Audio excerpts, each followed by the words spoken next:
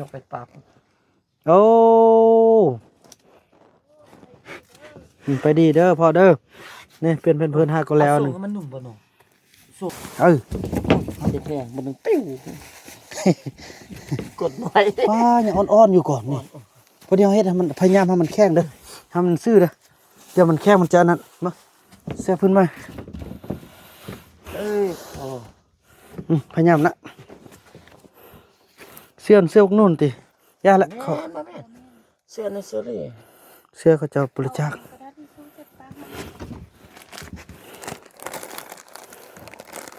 เสร็จครั้งสุดท้ายแล้วพอเอ้ย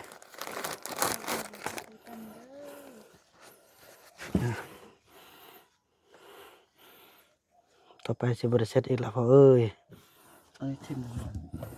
เข้าไปใส่ลงเย็นเลย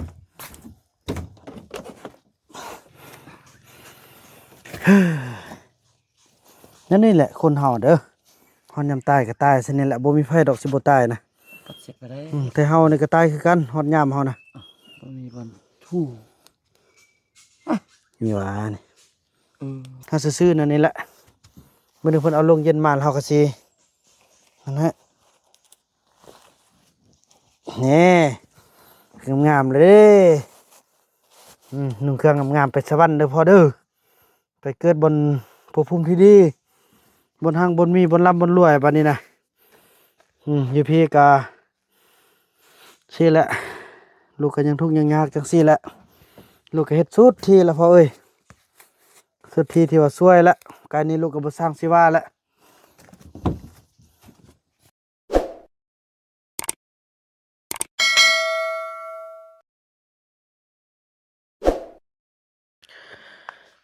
สบายดี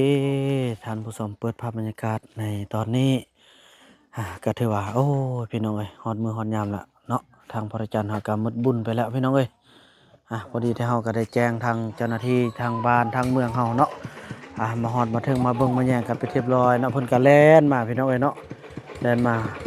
ฮอดกันหมดละพี่น้องเอ้ยก็ได้ปรึกษาหารือกัน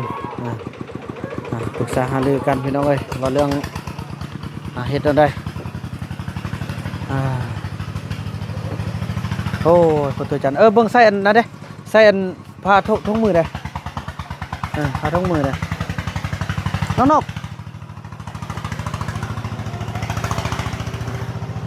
เดี๋ยวนี้กับประสานหาทางลงเย็นพี่น้องเอ้ยเนาะลงเย็นอีหยังต่างละโอ้ยประตูเอ้ยหมดบุญหมดกุศลละโอ้ยเนาะนี่ตอนนี้ก็เป็นเวลาอยู่ 4:52ก็น่าจะประมาณ4:00 นเนาะเราเปลี่ยนปีใหม่แล้วดิเปลี่ยนปีใหม่แล้วเปลี่ยนปีใหม่นี่พี่น้องเอ้ยเราห่วงเครื่องเราแท้แล้วมองเบาๆนำอะไรกันมันไปเลยเนาะพี่น้องเอ้ยจังซี่แล้วพี่น้องอันนี้จังเนาะก็คิดว่าเฮาก็เฮ็ดสุดที่เราเพิ่นก็อายุยืนมาซ้ำนี้ละพี่น้องเอ้ยเนาะทุกสิ่งทุกอย่างมีกำหนดมีเวลามันพี่น้องเอ้ยเมื่อฮอดยามเฮาก็สิมันก็บ่ได้โอ้พี่น้องเอ้ยเราห่วงเครื่องแท้ตัวที่เราเฮาอันนองนี่ก็สิมันเครื่องคำของคุณขนาดเลยนะเราห่วงเอาแท้ว่าเฮาเห็นบ่เฮาแล้วก็ใจขาดเลยช่วงที่เราเฮานี่ก็ประมาณมอง11 โมงบ่ประมาณนั้นแหละพี่น้องเอ้ยประมาณ11 โมงเราก็เนาะเป็นแล้วพี่น้องเอ้ยทำใจเนาะเฮาก็เฮ็ดดีที่สุดแล้วพี่น้องตอนนี้ก็ถือว่าได้โทรประสานทางเมืองทางแขวงแล้วก็ทางบ้านเนาะแล้วก็ทุกหน่วยงานพี่น้องเอ้ยได้โทรประสานหมดละให้เพิ่นรับรู้แล้วก็ประสานทางโรงเย็นพี่น้องเอ้ยเนาะเต็มจังน้อยบ่าวนำกับไอ้เฟืองเบิ่งเดี๋ยวมาเซียวเดี๋ยวเจนเบิ่งอันนี้ก่อนเพราะว่าเฮาอันนั้นเฮาเบิ่งถ้าลงเย็นบ่ฮึหรือว่าลงเพราะว่าเดี๋ยวนี้เฮาได้มอบให้ทางสัปเหร่อเนาะเป็นคนที่งมแหละพี่น้องเอ้ยก็สิใช้มูลค่าเท่าใดก็จำเป็นละพี่น้องเอ้ยเพราะเพิ่นก็มาแต่ไกลมาแต่เมืองเพียงพุ่นเอายกไปปรับโอ้ไปดีเด้อพ่อเด้อ นี่เปลี่ยนเป็นเพิ่นหาก็แล้ว เอา นึ ส่ ง งให้มันนุ่มบ่น้องส่งเอาไปซอกส่งให้มันนุ่มก่อนแทะ โอ้ยังอุ่นๆพี่น้องเอ้ยนะรับตาใส่พอเด้อรับตาใส่บ่ต้องห่วงต้องใหญ่หยังเด้อ ไปเบิ่งส่งหั่นน่ะอยู่ ป้าพี่น้องเอ้ยเบิ่งอัน ซอกส่งอันอยู่เครื่องเลยนะมันให้มันนุ่มก่อนพากันเทเบิ่งส่ง หมื่นเห็นบอกเมื่อกี้นะหมื่นตาก็เนี่ยอ่ะบ่ต้องห่วงต้องใหญ่เด้อลูกมาลูกสิเบิ่งสิแยงทุกสิ่งทุกอย่างทาแล้วพ่อเอ้ยนี่ก็คือคนคือโคนไปซื้อกับพี่น้องเรื่องปากนี่งับบ่ได้แล้วพี่น้องเพราะว่าแข้งตับแต่ตอนเพิ่นยังมีลมหายใจพุ่นแหละพี่น้องเอ้ยเพราะว่ามื้อนี้วันสิ้น15ค่ำพี่น้องเอ้ยเนาะวันสิ้นดับพอเพิ่นก็จิอันนั้นได้มื้ออื่นนี้ปักเดือนขึ้น1ค่ำเพิ่นก็สิทิ่มบ่ได้พี่น้องเอ้ยเนาะแสดงว่าคืนนี้คืนมื้ออื่นมื้อฮื้อเฮาจึงจะไปส่งสการเพิ่นแล้วก็สิโอ้พี่น้องรายเวียกรายงานได้ยินเขาว่ามอบให้ซัปเปอร์เลอร์ให้อันนั้นแท้ถึกอยู่เท่าใด10ปลายกว่าล้านบ่เด้เท่าใดก็สิจำเป็นแหละพอมันมุดบุญเลยเด้เอาบุญเอากุศลไปนำกันโอ้ยแข็งหมดละโอ้คือยังอุ่นๆอยู่ก่อแต่ฮักบ่มีลมหายใจละมื่นตาอยู่พี่น้องเอ้ยนะไปดีเด้อพ่อเด้อบ่ห่วงบ่ใหญ่ละเครื่องของที่มอบให้ลูกกาจะรักษาไว้ให้เป็นอย่างดีนะอยู่ใส่ก็สิคือกับมีพ่อโตอยู่นำลูกเด้อแล้วก็บ่ต้องห่วงต้องใหญ่พี่น้องผู้ลูกสิเบิ่งสิแยง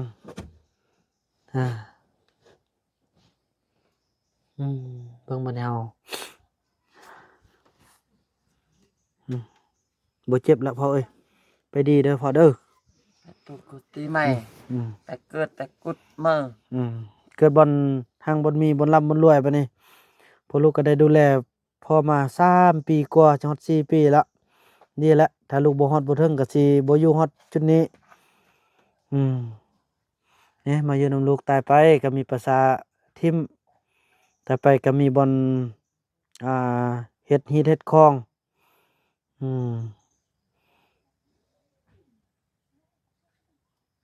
มื่นตาอยู่พี่น้องเอ้ย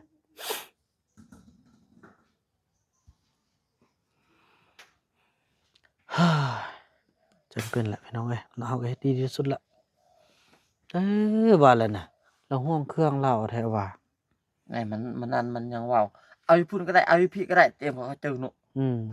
ทีนี้ก็มี นั่น แสดงว่าเครื่องนี่ยังตัวใหญ่ๆนี่เราเสื่อมไว้พุ่นถ้าว่าเป็นห่วงถ้าสิมอบให้ลูกให้หลานก็ไปบอกอยู่ในคอฟันเด้อว่าอยู่ไสน่ะเฮ็ดให้ลูกไปพบไปพ้อถ้าว่าโอ้ทิ่มไปเสียไปแล้วก็ให้มันไปตามกาลเวลาของมันเราต้องเป็นห่วงทุกอย่างบ่แม่นของเฮาเมื่อถึงเวลาของมันล่ะมาแล้วส่งที่ไหนเนาะส่งวันอีกส่งอันพอดีแหละส่งนี่แหละนี่ส่งนี่แหละครับพอดีแล้วเปลี่ยนเครื่องให้ก่อนเนาะพอเนาะเคี่ยวเปลี่ยนตอนอันต้นยังไม่ได้แค่ต้นบ่แข็งนี่ยังอ่อนเป็นแข้งก็ดึงบ่ได้เด้แสดงมื้อนึงก่อนนี่นะเนาะนี่ยังอุ่นๆนึงนี่พี่น้องเอ้ยเป็นจนสุกบ่แม่นใส่2 อันใส่2 อันบ่ตัวนี้ขับใจได้มันเสียเด้อที่มีแฮงมีคุณเด้อหาเงินได้คำ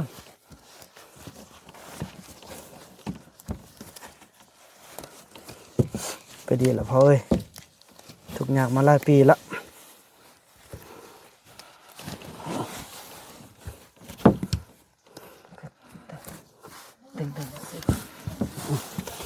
เป็นเพิดลูกกระนุ่งมาแล้วพ่อเอ้ยดึงนี่บ่ดึงมาเลย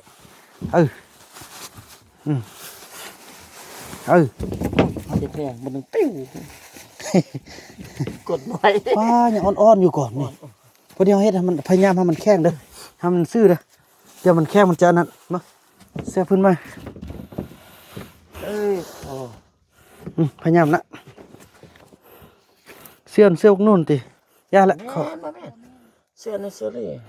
เสื้อเขาจะบริจาค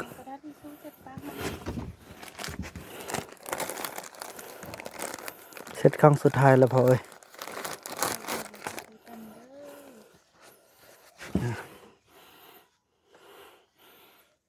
ต่อไปสิบริเสร็จอีกแล้วพอเอ้ย เอ้ยทิ่ม เข้าไปใส่ลงเย็นเลย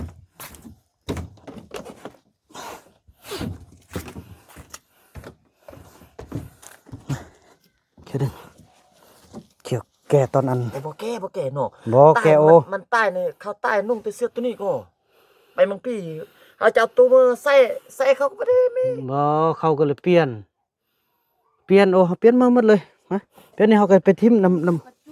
อันนี้ก็ไปจุดน้ำ นี่เฮาเว้าเขาหมดนี่คันเฮาตายเฮานุ่งเสื้อตัวเด้อเฮาตายกับเสื้อตัว เอา นั้น สันทรงเด้มึง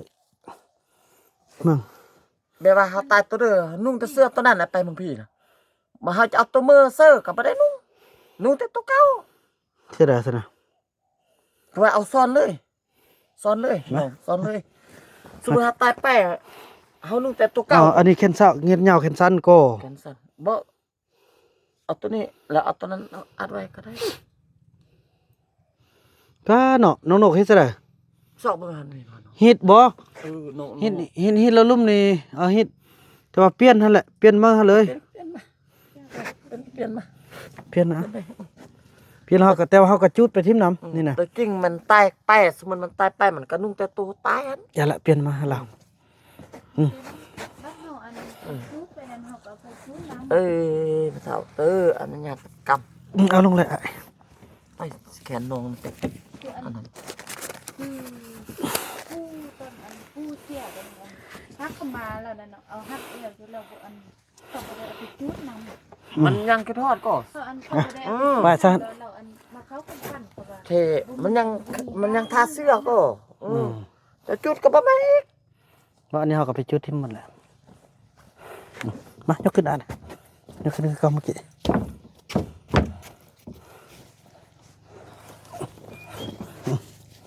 อ่ะแค่บนนี้ต้อง โอ้ ต้องหักแหละ แขนตัวนั้น เบื้องนี้นี่นะเรานอนเต็งแล้วมันเข้านะเออไว้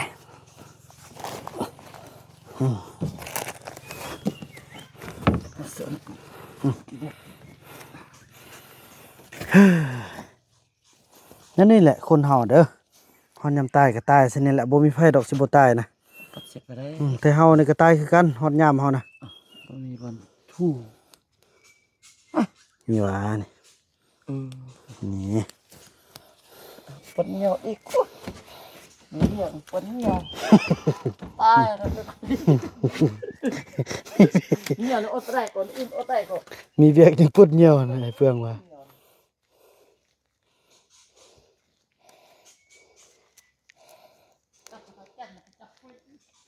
ล้างมือได้แม่ล้างยาไปล้างดี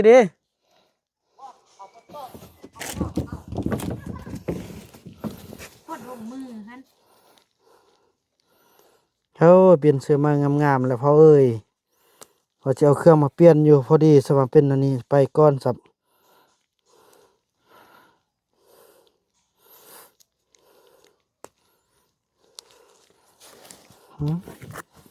เอาซื้อๆพ่อเอ้ยถ้าซื้อๆนั่นนี่แหละเมื่อเพิ่นเอาลงเย็นมาแล้วเขาก็สินั่นฮะนี่เครื่องงามเลยเด้นุ่งเครื่องงามๆไปสวรรค์เด้อพ่อเด้อไปเกิดบนภพภูมิที่ดีบนห้างบนมีบนร่ำบนรวยบัดนี้นะอยู่พี่กาซี่แหละลูกก็ยังทุกข์ยังยากจังซี่แหละลูกก็เฮ็ดสุดที่ละพ่อเอ้ยสุดที่ที่ว่าช่วยละการนี้ลูกก็บ่สร้างสิว่าละ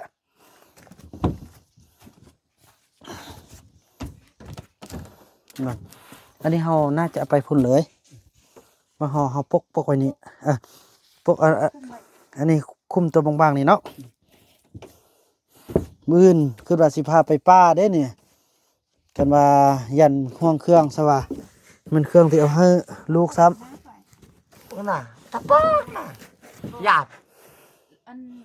ตามที่เห็นอันไปแต่ละบ่อนน่ะเขาปกเบิดหน้าเลย นะปกซะเนาะ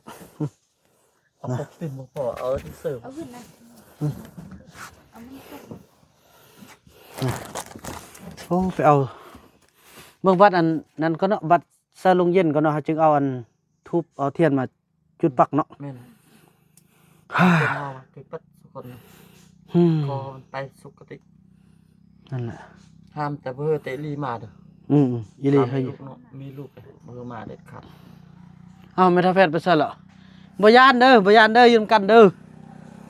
พระยานอันเดียวกันเด้อ มือเดียวกันมันนอนในปุ่นเบอร์มันมาเลยอันลูก ป้าหยอไปแพงนะ10 ปลายล้านเนาะ กินพอตีบางตัวพอตีหอน ได้ยินก็ว่า10 ปลาย เปล่า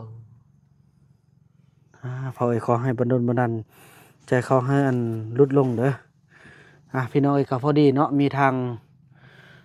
พี่น้องฝั่งไทยเขาเนาะก็คือทาง FC ก็คือทางเบิ่งโทรศัพท์อยู่ใส่พี่น้องเอ้ยบ่าวนำได้จดไว้ทางโทรศัพท์เนาะมี FC เพิ่นช่วยเงิน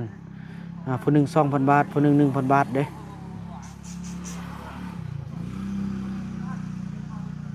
เอ้ยสุภตาเนาะมีทางเอ้ยสุภตาเพิ่นส่งเงินมาเมื่อเช้านี่ 1,000 บาทแล้วก็มีทางเอ้ยยังพี่น้อง 2,000 บาทเนาะเดี๋ยวบ่มันจะประกาศหลังจากสรุปรวมเนาะในการช่วยเหลือพี่น้องเอ้ยว่ามีผู้ใดแดที่ว่าส่งเงินส่งคำมาช่วยกินช่วยทานเนาะแท้จริงก็ทำอิฐก็บ่แม่นช่วยกินช่วยทานพี่น้องซื้อของอยู่ของกินนะเพิ่นเนาะแต่แล้วก็ได้ดูแลนี่แหละก็บ่ทันได้ซื้อก็สิแม่นมุ่นใส่ในการที่ว่านำใส่ทางซัปเปอร์เลอร์นี่แหละพี่น้องเอ้ยพอเขาจะได้จ้างเข้าทุกอย่างบ่ว่าจะเป็นโรงเย็นเนี่ยไปถือว่าเฮาก็สิได้เกี่ยมไปซื้อเกี่ยมอาหารการกินดอกไฟน้ำมันใส่จักรพี่น้องเอ้ยก็สิว่าจังซั่นได้เพราะว่าตามฮีตามคลองเนาะเพราะว่ามื้อนี้วันศีลเนาะ15ค่ำกะทิมบ่ได้มื้ออื่นขึ้น1ค่ำก็ถือว่าถึกปักเดือนเนาะตามฮีตามคลองเพิ่นกะทิมบ่ได้อีกพี่น้องเอ้ยเป็นมื้อ2ค่ำประมาณ1 โมง 2 โมงพุ่นแหล้วเฮาจึงจะทิมได้สาธุขอให้ฟ้าแดดเด้อเฮาก็สิหมดเงินซื้อน้ำมันนี่ก็บ่แม่นน้อยๆเด้อนี่จะได้เกี่ยมเปลี่ยนตลอดแล้วนี่พอจะได้เสียบตู้พอบ่ให้มันเหม็นเด้พี่น้องเอ้ยเนาะมานี่เพิ่นก็จะมีการซักยานี่การซักยาแดแล้วก็ใส่ตู้เย็นแดบ้านเฮาไฟบ่มีเฮาก็จำเป็นต้องได้ซื้อน้ำมันใส่พี่น้องเอ้ยนั่นแหละ 20,000ดับ30 ลิตร เท่าใดก็สู้แหละเพราะว่าการทิ่มนั้นก็สิแม่นไปทิ่มอยู่ที่ปราสาทบานพุนทองน้อยพี่น้องเอ้ยนอกนั้นก็สิมีทางมื้อแลงก็สิมีทางพ่อแม่ประชาชนมาลิ้นน้ำโอ้เขาจะว่าเรื่องกาแฟนี่ว่าเรื่องของอยู่ของกินเขานำสำปาอีกนี่พี่น้องเอ้ยทางบ้านเพิ่นก็จะประกาศกันมาเบิ่งมาแย่งผู้ที่จะมาเฝ้ากันได้พี่น้องเอ้ยเนาะได้พอเด้อลูกไปซื้อกาแฟซื้อหยังก่อนเด้อนอนนิทะตอนนี้ลงเย็นก็กำลังมาแล้วเนาะก็ถือว่าจะใกล้ได้พี่น้องพูดนะมาแต่เมืองปักหลายเนาะคนละอำเภอกันพอกินเฮานี่คันว่าจะเอาเมืองเฮาก็แห่งไกลพี่น้องเอ้ยฉันจะเอามาทางเมืองปักหลายไปเอาข้ามเมืองเลยถือว่านั้นแหละพี่น้องเอ้ยเนาะถือว่าคลิปนี้บ่าวนำจะขอจะจบคลิปกันเพียงส่ำนี้ก่อนเด้อแล้วก็ว่ากันใหม่ในคลิปต่อไปเนาะคลิปนี้บ่าวนำขอกล่าวคำว่าสบายดี